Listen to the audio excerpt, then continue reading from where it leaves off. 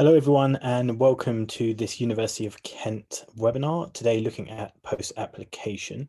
We'll just wait a couple of minutes for any latecomers to arrive, but in the meantime I'll just put on this video to show you life at the University of Kent.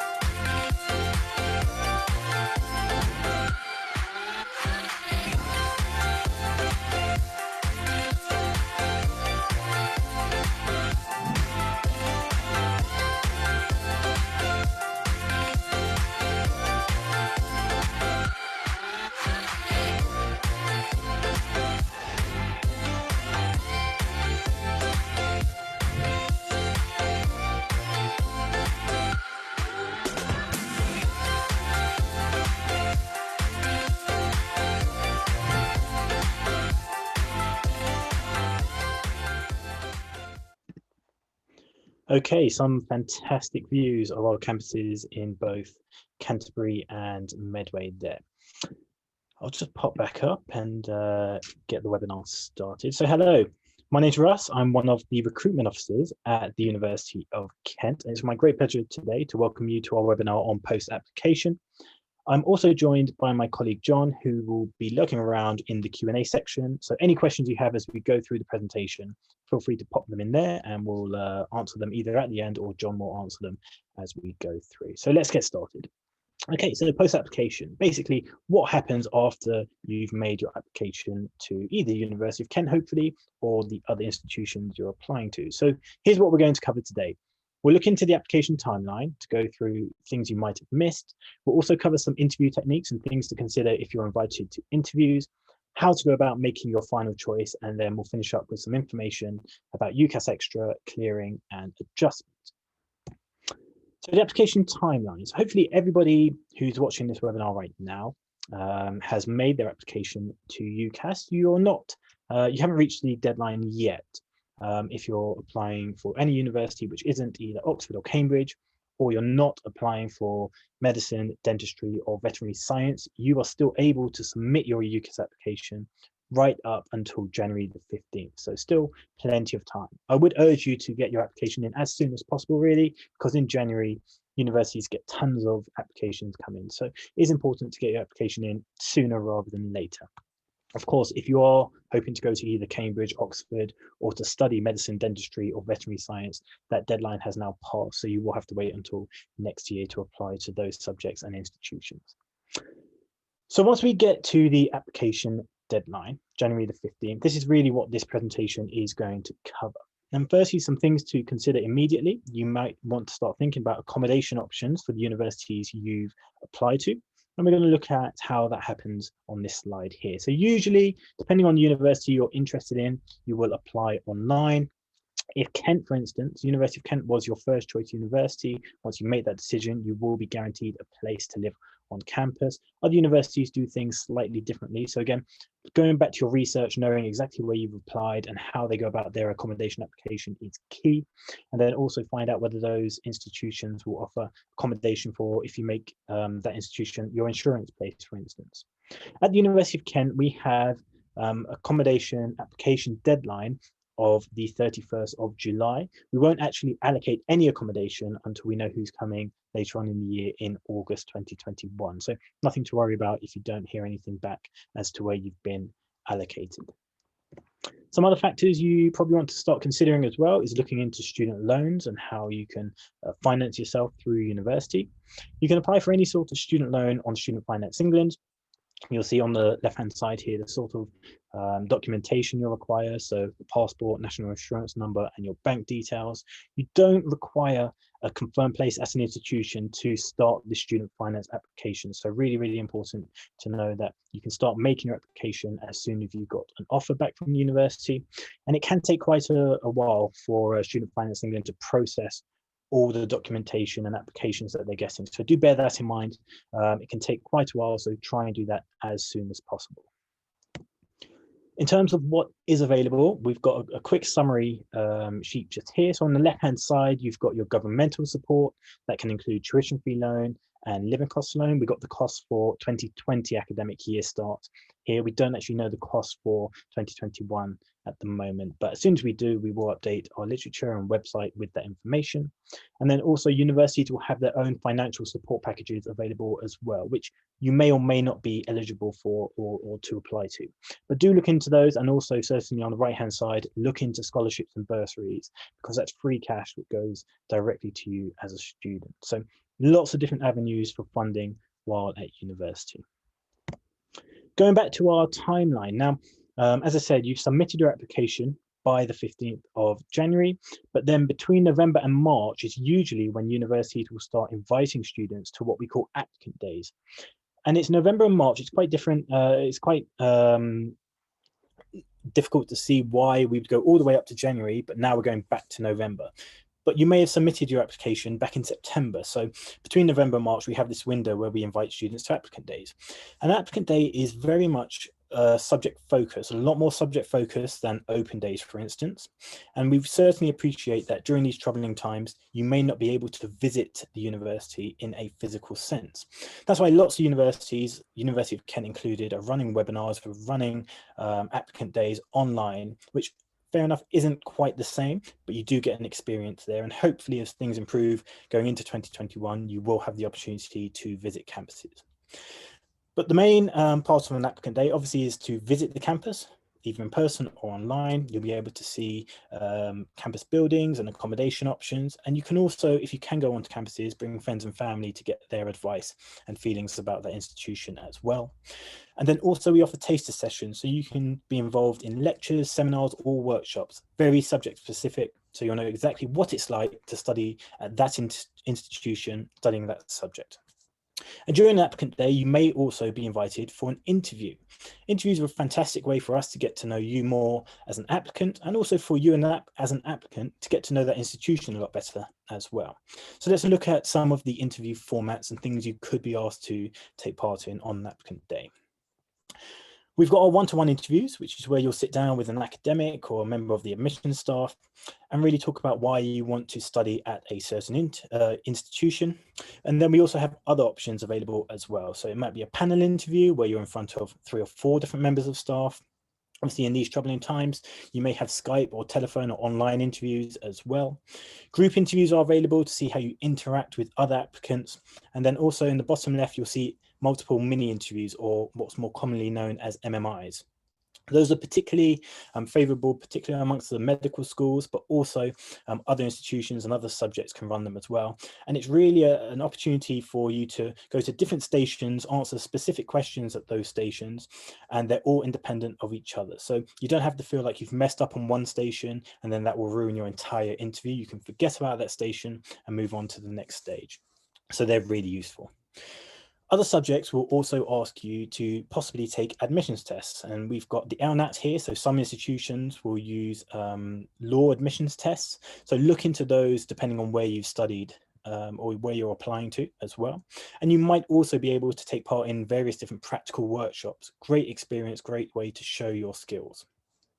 Now, people do tend to get quite nervous about interviews, so we've put together a couple of slides about expectations and tips to hopefully settle any of the nerves you might have. First thing, in terms of an expectation from us as a university, we want you to understand the specific course provided by, for instance, the University of Kent. So make sure you've done your research, you know exactly what the content will be when you're studying with us at Kent. Are you able to present ideas and arguments well? Going to university is all about interacting with lots of different other lecturers and students, and really being able to present your ideas and make reasonable and well-reasoned arguments. Can you provide evidence that you can cope with the workload? Coming to university, the workload is dramatically different from anything you've probably experienced previously. And we also want you to demonstrate your commitment to the course, so really show an interest in our specific course as well. Now, we do understand that interviews can be quite nerve-wracking, so interviewers will also take this into account. And on the day, if you are coming to an interview or you're invited to an interview, make sure that you give full answers, you take your time, and you're always positive, but also honest as well. So don't feel like you have to rush through the material to get out as much as possible. Think about the answer you want to give in your interview. If you do need clarification, just ask. We want you to give a well-reasoned answer, which is well thought of, rather than thinking you know what the question was and then getting it wrong completely. You'll probably be asked to talk about your current studies and interests. So again, before an interview, go back over your personal statement, make sure you know exactly what you've written in that. And also do try and prepare some questions to ask interviewers as well, because it's not just our chance to interview you and see if you're right for our institution, it's a chance for you to find out whether a particular university is right for you as well. And what do you wear? Well, obviously wear appropriate and comfortable clothing, especially if you're coming onto campus, if you're able to, once we get into 2021. It doesn't have to be super formal, but it does have to be appropriate to a university setting. And even if you're taking part in a Skype interview, you know, as long as what the camera can see is looking smart, you can wear pajama bottoms if you need to. So let's go back to our timeline. So as I said, between November and March, that's when institutions will start inviting you to either on campus or virtual applicant days. And then toward the end of March is when institutions will have to make their decisions on your application. That can happen beforehand, but by the end of March, that has to be done by the institutions. And what responses can institutions give you? Well, we've got the 3 different responses here. You can receive a conditional offer from a university, which means that if an institution feels you've got the aptitude to take their course, they'll say to you, you have a place with us providing you satisfy certain conditions. And usually those are your academic conditions. An unconditional offer can also be made, which means regardless of how well or badly you do in your exams going forward, you have a place at that institution. Or you could be made unsuccessful, which means basically at this current point in time, that institution doesn't have a place for you. So hopefully everybody receives 5 conditional or unconditional responses from the institutions they've applied to. And then between April and May is when you as an applicant have to decide where you want to go for university based on those 5 different responses. It's really, really important decision you're going to have to make. So we've put together this slide to sort of give you some questions which you should ask yourself about each and every option that you have. So I won't go through everything here, but is the course really suitable to what you're looking for? That could be in terms of how you can take part in the course, whether it's full-time, part-time, whether it offers a year in industry, a year abroad, what's the content like, how do you like to be examined? All those questions really are things you want to ask about this course suitability. What's the quality of academic facilities, the quality of social facilities? Do you have any specific student support services you'll need? What's the cost of accommodation, for instance? It's particularly not just in first year when you usually can live on campus, but in second and third year. And then also security and parking. Maybe you want to take a car to university. What are the facilities for you to park around the institution or around the local area? So really, really on the left-hand side, if you can take a photo of this, really useful questions to ask yourself when you're narrowing your choice down from 5 institutions to 2. And then some other research on the right-hand side. Obviously, it's great if you can visit university, particularly in person, and then also consider other independent websites and other tables, league tables and rankings as well, such as the TEF, REF and NSS. So the TEF and REF are based on teaching and research excellence, and then the NSS is the National Student Survey. So if you want to find out how students feel about the course you're on, you can also refer to those materials there. And as I said, you need to narrow down your choice from the 5 offers you've got down to 2, basically. Your number 1 choice is going to be what we call your firm choice, and that's the place you most want to go. So really, really important decision. That's the university for you. And then your second choice is called your insurance choice, which is your backup, but you also need to be aware that you should be comfortable there while a student. You decline the other 3 choices, which means you lose them completely. So again, going from 5 to 2 is a really, really big decision. Don't take it lightly. Make sure you've done additional research based on the offers you've received. But what happens if you aren't made an offer from a university, or for various reasons you decide to decline all 5? Well, then we still have options for you. At the bottom of the page here, you'll see information about UCAS Extra and clearing, and we'll cover those right now. So UCAS Extra, what happens there? Well, if you don't have an offer from university or you decline all 5 of those offers, UCAS Extra opens for you. And that will open between the end of February and the end of June. And basically you apply on the UCAS website, www.ucas.com/track, and you're able to apply to 1 university at a time. You'll get an offer back from them, hopefully, or be made unsuccessful from them. You can choose to accept that offer or decline it. If you choose to decline it or you're not made an offer, then you can apply to another institution. And we just carry on like that while the UCAS Extra window is opening. Now, if you do accept an offer, you are committed to that institution. And if you don't want to accept any of the offers in UCAS Extra, you can then go to university through clearing. And we'll cover that in just a second. So we've made our way through this academic timeline here. Now we're all the way through to August. So you've taken your exams, you're getting your results mid-August or late July. Hopefully everyone's done really well. They've got into their firm or insurance place at university. But if you haven't done too well, or there's various reasons why you can't go to your firm or insurance place, we also have clearing, and we'll cover that right now. So who are the students who will apply to go to university through clearing? We've got 4 different categories for you, which you might slot into. There's a traditional clearing student, and that's a student who hasn't done as well as they hope to in their academic exams, and they don't have the grades to get into either their firm or their insurance place. That's a traditional clearing student. We then have an adjustment student, and that's a student who's actually exceeded the grades they were supposed to get, and they can now use their brand new grades to apply to better class of institution or courses. We have a direct applicant, and that's an applicant who hasn't gone through this academic application timeline at all. So if you are currently in that timeline, then you won't be a direct applicant. And then we have the mind changes. So as I said earlier, because there's lots of different reasons that students can change their mind about where they want to go or what they want to study, we have the opportunity for them to change their mind in clearing.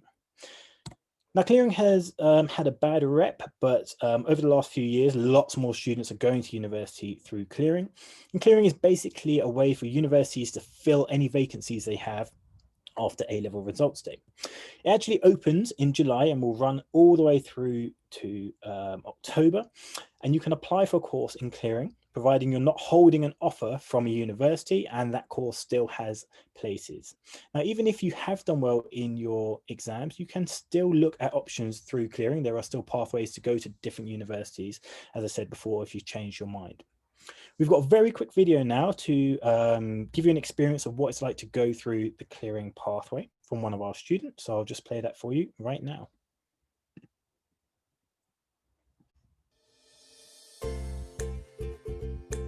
Hi, I'm Afia. I go to the University of Kent and I study history. Okay, so results day was a bit of a stressful day. I didn't get the grades that I needed to go to my original first choice uni, which was Loughborough, and I also was planning to study economics, but I think everything worked out the way it was meant to work out. Got my results and actually done the best in history, and I was literally on the phone for I don't think it even took half an hour. It was quite a quick conversation, and yeah, I went from worried to feeling good about myself and happy that Kent were willing to take me. I knew quite a lot of people that had already been to Kent and their reviews were great. I had heard about the nightlife and I heard that it was great. I knew a couple of DJs that were like on the scene, so I was encouraged to go. I have been fortunate enough to be part of the netball team. I've been part of Canterbury Student Radio as well, and through that I've had loads of opportunities. I've hosted a TED Talk, so many different things. I've been involved in the African and Caribbean Society as well. Just been out there. It's been a good time, and I think studying wise as well, the history course was very diverse, and I ended up randomly specialising in topics that I never thought I would even study. Oh my gosh, I was actually really lucky. I got Tyler Court B, which in my view was one of the best. So I think, yeah, being attentive to my emails definitely paid off. I'd say get on the phone straight away, be calm. Instead of worrying about what you didn't get, worry about what you did get. Take your time, be positive. Obviously things are a bit different right now, but you know, make the most of it and yeah, put yourself out there.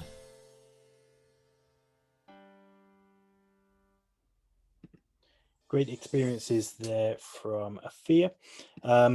It's really, really important to remember that clearing isn't a negative process. Lots of people think that going to university through clearing sort of puts you below the students who've got into university by conventional means through the main scheme. That's not correct at all. Everybody once you get to university, regardless of the route you've taken, is exactly the same.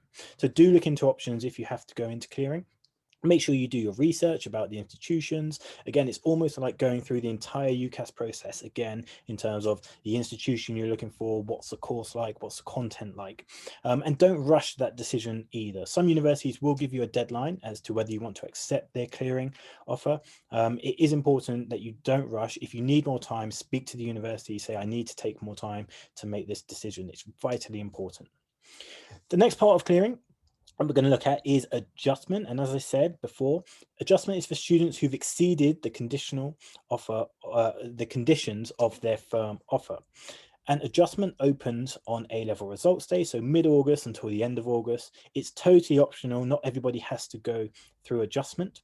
And you will have 5 calendar days to find another course if you've got the opportunity to go through adjustment. You don't lose your current place at the institution, so you can shop around for those 5 days, see if there's anything better for you.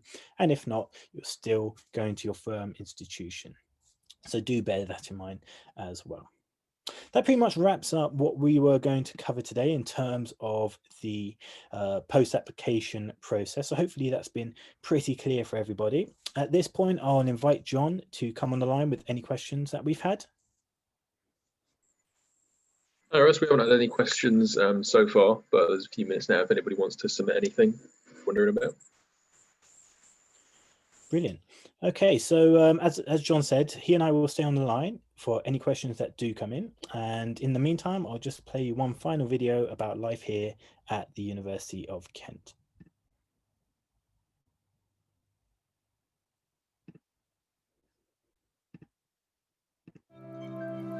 When the whole world is changing, if you can come with ambition and an open mind, then anything is possible. It's an opportunity to make connections and friendships that last a lifetime. An opportunity to create a legacy. I know what kind of world I want to live in, and it's not just going to happen. We have to build our future. Step out of your comfort zone and look forward to a better tomorrow. Join us. When the whole world is changing, if you can come with ambition and an open mind, then anything is possible. It's an opportunity to make connections and friendships that last a lifetime. An opportunity to create a legacy. I know what kind of world I want to live in, and it's not just going to happen. We have to build our future. Step out of your comfort zone and look forward to a better tomorrow.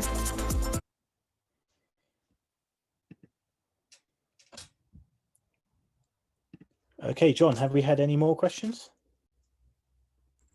No, we haven't. Okay, in that case, from all of us here at the University of Kent, I wish you and all of your families the very best as we head into 2021. Have a good day, everyone.